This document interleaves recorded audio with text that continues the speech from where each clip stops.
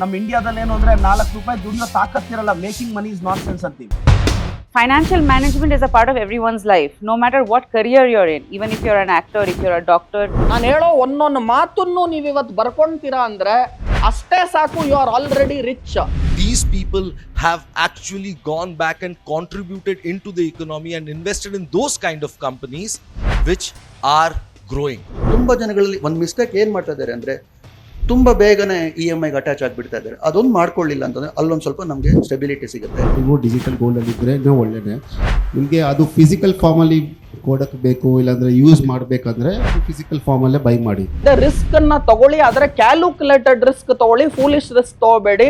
1 gram ತಗೊಳ್ಬೇಕಾ ಅಥವಾ ಜೊತೆಗೆ 100 gram ತಗೊಳ್ಬೇಕಾ, ಏನು ಥಿಂಕೇ ಮಾಡಲ್ಲ, ಅಂದ್ರೂ ರಿಟರ್ನ್ಸ್ ಕೊಟ್ಟಿದೆ. 2006-7 ವೆರಿ ಇವನ್ ಔಟರ್ ರಿಂಗ್ ರೋಡ್ ಅಲ್ಲಿ ಸಮ್ ಏರಿಯಾದಲ್ಲಿ ಏನು ಇರಲಿಲ್ಲ, ಟ್ರಾಫಿಕ್ ಇರಲಿಲ್ಲ.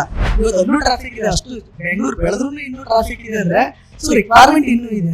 ಸೇಫ್ ಅಂಡ್ ಸೆಕ್ಯೂರಿಟಿ ಇನ್ವೆಸ್ಟ್ಮೆಂಟ್ ಬೇಕು ಅಂದರೆ ಬಾಂಡಲ್ಲಿ ಇನ್ವೆಸ್ಟ್ ಮಾಡೋದು ಒಳ್ಳೆಯದು. ಇವೊಂದು rate of return is assured. ಈಗ ಉದಾಹರಣೆಗೆ ಒಂದು 50,000 ರೂಪಾಯಿ ಇನ್ವೆಸ್ಟ್ ಆಗಿರುತ್ತೆ, ಮಾರ್ಕೆಟ್ ಬಿದ್ದೋಯ್ತು, ಅವರು ಭಯ ಬಿದ್ದು 20,000ಕ್ಕೆ ಬಂದ್ಬಿಡ್ಬೋದು, 15,000ಕ್ಕೆ ಬಂದ್ಬಿಡ್ಬೋದು ಅಂತ ತೆಗಿತಾರೆ. ಅದು ಬಹಳ ದೊಡ್ಡ ತಪ್ಪು.